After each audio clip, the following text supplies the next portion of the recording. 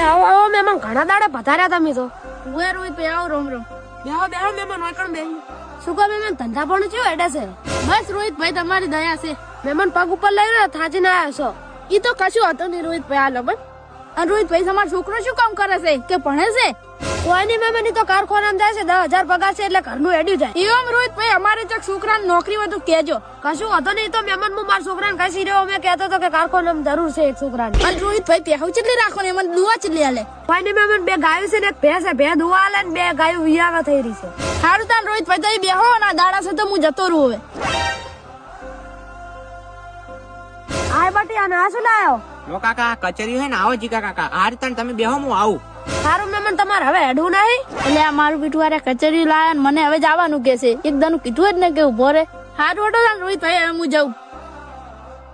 અલા એ જીકા કાકા ઉભા રહો, હું આ કચેરી લાવ્યો તો ખાઈને જો. સારું પછી હું હાલત આવ્યો. અરે આ તો જબર છે.